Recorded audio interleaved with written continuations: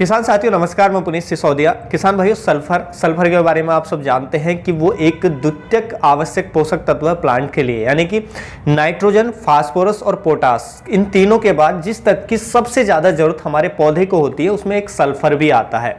देखिए, सल्फर आवश्यक पोषक तत्व है, यानी कि अगर सल्फर की कमी हो जाए प्लांट में, जिस स्टेज में कमी हो जाएगी पौधे की ग्रोथ वहीं पर रुक जाएगी, पौधे में पीलापन आ जाएगा, हमें फ्रूटिंग फ्लावरिंग नहीं देखने को मिलेगी, तरह तरह के रोग देखने को मिलेंगे, यानी कि पौधा अपनी लाइफ साइकिल पूरा नहीं कर पाएगा यदि सल्फर की डिफिशियंसी है, सल्फर की कमी है। तो सल्फर बेहद ही आवश्यक तत्व है, बहुत ही जरूरी पोषक तत्व है। और देखिए, सर्दियों के हिसाब से ठंडी को ध्यान में रखते हुए फसल के लिए बहुत ज्यादा जरूरी हो जाता है सल्फर, क्योंकि ठंडी में आप सब देखते हैं कि फसल की ग्रोथ रुक जाती है, फसलों में पीलापन आता है, ठंडी की वजह से ठंडी के जो साइड इफेक्ट है वो देखने को मिलते हैं, या पाले के साइड इफेक्ट देखने को मिलते हैं, पाले से बहुत सारी फसल खराब हो जाती है। तो ठंडी में पाले से फसल को बचाने के लिए भी जो सल्फर है बहुत ज्यादा उपयोगी होता है इस समय। तो सल्फर के जो बेनिफिट्स हैं डिटेल में समझेंगे, ठंडी से फसल को बचाने के लिए कैसे कैसे आप स्प्रे कर सकते हैं किसी भी फसल के अंदर, वो इसमें जानेंगे, क्या डोज रहेगी, सब कुछ समझेंगे। देखिए, सल्फर के सबसे पहले यदि हम बेनिफिट्स की बात करें तो सल्फर देखिए, जो जैसे मैंने बताया आवश्यक पोषक तत्व है, ये हमारे पौधे के अंदर क्लोरोफिल को बढ़ाता है। यदि हम स्प्रे में यूज करें या सॉइल में यूज करें तो ये क्लोरोफिल की मात्रा को बढ़ाता है, जिससे पौधे हमारा हरा भरा देखने को मिलता है, पौधे का जो पीलापन है वो दूर होता है, सल्फर अगर उचित मात्रा में हम देते हैं। यदि हम नाइट्रोजन के साथ सल्फर देते हैं तो इससे नाइट्रोजन की उपयोग दक्षता बढ़ जाती है, यानी कि नाइट्रोजन और सल्फर मिलकर के और ज्यादा प्लांट में क्लोरोफिल को बढ़ाते हैं और पौधा जो है हमारा, फसल जो है और ग्रीनिश हमें हरी भरी देखने को मिलती है।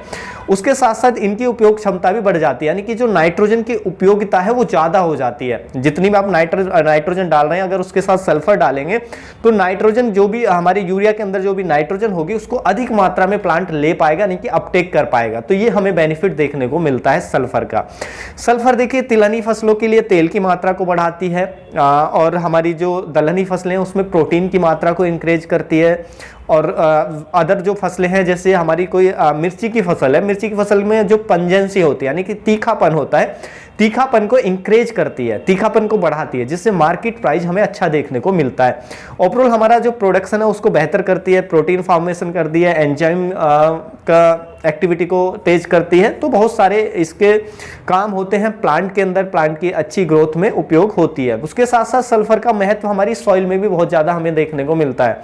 देखिए, सॉइल के स्ट्रक्चर को सुधारने में भी सल्फर महत्वपूर्ण योगदान है। जैसे कि हम सॉइल में यदि सल्फर देते हैं, सॉइल की जो पोरोसिटी है वो बढ़ती है, सॉइल अधिक भुरभुरी होती है। जब सॉइल की पोरोसिटी बढ़ेगी तो एक तो फसलों की जड़ों का विकास अच्छा होगा, यानी कि जड़ अच्छे से फैलेंगी।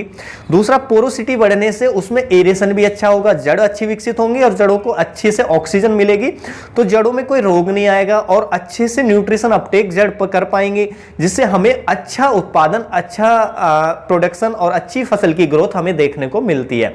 उसके साथ साथ माइक्रोबियल एक्टिविटी भी तेज होती है। जब ऑक्सीजन अच्छा से होती है, पोरोसिटी बढ़ती है जमीन की, तो उसमें माइक्रोबियल एक्टिविटी भी अच्छी होती है उस जमीन के अंदर।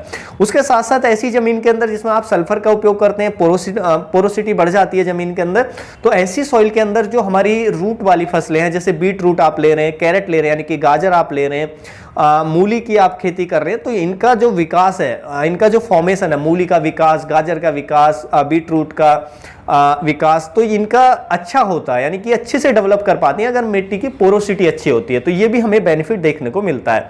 उसके साथ साथ सल्फर के देखिए, जब हम स्प्रे में यूज करते हैं तो सल्फर अपने आप में एक माइटीसाइड का काम करता है, यानी कि माइट्स को कंट्रोल करने में, उनकी पॉपुलेशन को कंट्रोल करने में हेल्प करता है। ऐसा नहीं कि आप सल्फर, आपकी खेत के अंदर माइट्स की समस्या है और आपने सल्फर का स्प्रे किया तो पूरी तरह रुक जाएगा, ऐसा नहीं होगा। उसके लिए आपको दवाई देनी पड़ेगी, लेकिन हाँ, उसके स्प्रेड को कम करने में हेल्प करेगा, उसको कंट्रोल करने में हेल्प करेगा, यानी कि वो धीरे से स्प्रेड हो, उसको काफी हद तक कंट्रोल करने में हेल्प करेगा जो सल्फर है। उसके साथ साथ जो सल्फर जब हम स्प्रे में यूज करते हैं तो कई तरह के रोगों को से भी हमारी फसलों को बचाता है, फंगल इन्फेक्शन से हमारी फसलों को बचाता है। स्पेशली देखिए, पाउडरी मिल्ड्यू में जो सल्फर है बहुत अच्छा काम करता है। उसके साथ साथ डाई बैक जो आता है, हमें चिली में देखने को मिलता है कि पौधा ऊपर से मर रहा है, डाई बैक में भी अब अगर आप सल्फर करते हैं, स्प्रे ले लेते हैं, फंजीसाइड का तो लेना ही लेना पड़ेगा, लेकिन आप सल्फर भी बीच में ले लेते हैं तो उससे क्या है, उसके स्प्रेड में रुकावट आती है और कंट्रोल अच्छे से हमें मिल पाता है, तो ये बेनिफिट देता है। पाउडरी मिल्ड्यू को तो ये कंट्रोल भी कर देता है, बहुत अच्छे से पाउडरी मिल्ड्यू को कंट्रोल करता है जो सल्फर होता है, यानी कि उसको तो खत्म ही कर देता है। उसकी जो फंगस है, अगर सल्फर का आप यूज कर रहे हैं तो बहुत अच्छा काम करता है। तो तरह तरह की फंगस को भी कंट्रोल करता है, कीट को भी कंट्रोल करता है।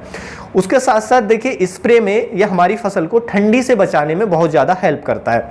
जैसे यदि आप स्प्रे में दे रहे हैं, हालांकि आप जमीन में भी डाल सकते हैं, क्योंकि जमीन में भी ये हमारे मिट्टी को में हीट जनरेट करेगा, पौधे में जो नाइट्रोजन की कमी हो रही है, क्योंकि इस समय पौधा कम न्यूट्रिशन ले पाता है ठंडी के मौसम में, तो उसके अपटेक को थोड़ा बढ़ाएगा पौधे के अंदर, जिससे पौधे की ग्रोथ अच्छी आएगी। अगर सॉइल में भी आप देते हैं तो सॉइल में भी बेनिफिट होता है। उसके साथ साथ आप स्प्रे भी आप जरूर ले लें। देखिए स्प्रे में आप 15 से 20 दिन या 25 दिन में एक बार, मैक्सिमम 20 दिन में एक बार, अगर सर्दियों में जब पाला की संभावना आपको लग रही है, पाले के समय आप कर देते हैं, 2-3 स्प्रे सर्दियों में ले लेते हैं, तो इससे आपकी फसल ठंडी से बच जाती है। पाले से आपकी फसल को सेफ रखता है, जो सल्फर होता है बहुत अच्छा रिजल्ट ये देता है। हमने इसका यूज किया है, करके देखा है, तो ठंडी से बचाने के लिए, पाले से बचाने के लिए बहुत ज़्यादा बेनिफिशियल होता है। फसल पे बहुत कम साइड इफेक्ट आपको सर्दी के या पाले के देखने को मिलेंगे। ऐसा नहीं कि पूरी तरह आपकी फसल को ठीक कर देगा, वैसा नहीं होगा। हाँ, उसमें काफ़ी हद तक सुधार आपको देखने को मिलेगा, यानी कि काफ़ी हद तक फसल अच्छी रहेगी आपकी, और उसमें अच्छा आपको फिर प्रोडक्शन भी देखने को मिलेगा। तो ये सब बेनिफिट्स हमें सल्फर के देखने को मिलते हैं। उसके साथ साथ फसल की ग्रीनिश को बढ़ाएगा, ग्रीनिश इफेक्ट फसलों में देगा, और बहुत सारे बेनिफिट देते हैं। प्रोडक्शन को अच्छा करेगा, बेहतर करेगा। तो सल्फर जो है बहुत ज़्यादा उपयोगी है हमारी फसलों के लिए। अब जानते हैं यदि आप स्प्रे में यूज करते हैं तो कितनी मात्रा में यूज करना चाहिए। देखिए सल्फर आता है हमारा 80% WDG फॉर्मुलेशन में आता है, वाटर डिस्पर्सिबल ग्रैनुअल्स, यानी कि पानी में घुलनशील। जैसे आप पानी में डालेंगे तो एकदम से घुल जाएगा, तो ये दानेदार आता है, तो उसका आप स्प्रे में यूज कर सकते हैं। हालांकि उसको आप सॉइल में भी यूज कर सकते हैं, लेकिन स्प्रे में आपको स्पेशली वही यूज करना है, या लिक्विड फॉर्मुलेशन में जो सल्फर आता है आप वो भी ले सकते हैं। हालांकि जो ये आता है दानेदार, ये आपको सस्ता पड़ेगा, तो आप इसको ले लें। तो आपको इसको स्प्रे करना चाहिए। स्प्रे में डोज जो रखनी है आप रख सकते हैं 2.5 से लेकर के 3 ग्राम पर लीटर पानी में मिलाकर आप स्प्रे कर सकते हैं। यानी कि यदि 1 एकड़ की फसल में आप 500 से 600 ग्राम जो सल्फर है वो 200 लीटर पानी के अंदर मिला करके अपनी फसल पर स्प्रे कर सकते हैं। इससे फसल में जो अच्छे से आपकी फसल पाले से बच जाएगी, ठंडी से बच जाएगी। जैसे कि अभी संभावना है, पाला पड़ रहा है, ठंडी पड़ रही है, तो उससे आपकी फसल बच जाएगी। और 15 से या 20 दिन बाद, मैक्सिमम 20 दिन बाद आप स्प्रे को रिपीट भी कर सकते हैं, तो इससे बहुत अच्छे रिजल्ट आपको देखने को मिलते हैं। तो सल्फर आपकी फसल को ठंडी से बचाता है। तो ये सभी जो बेनिफिट्स हैं हमें सल्फर के देखने को मिलते हैं अपनी फसलों के अंदर, तो बहुत शानदार है। और आप इसको जैसे आप स्टेज के हिसाब से, मान लीजिए आपकी फसल अभी उस स्टेज में है कि वो वेजिटेटिव स्टेज में है, ग्रोथ वाली स्टेज में है, तो उस समय हमें यूरिया भी डालना होता है। तो यूरिया के साथ सल्फर भी आप डाल सकते हैं, जो दानेदार आता है। 3 से 4 किलो 5 किलो तक हम डाल सकते हैं 1 एकड़ में। तो आप वो यूरिया के साथ आप मिलाइए और डाल दीजिए। यदि आपकी फसल वेजिटेटिव स्टेज में, यानी कि उसमें हमें यूरिया की जरूरत है, तो उस स्टेज में हम डाल सकते हैं।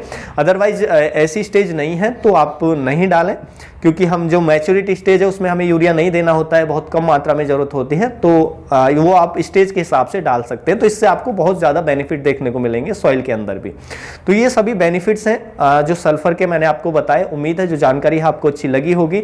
जानकारी अच्छी लगी तो वीडियो को लाइक, शेयर एंड सब्सक्राइब करना बिल्कुल ना भूलें। मिलेंगे हम आपको एक और नई वीडियो में नई जानकारी के साथ। तब तक के लिए आप अपना ख्याल रखें। धन्यवाद।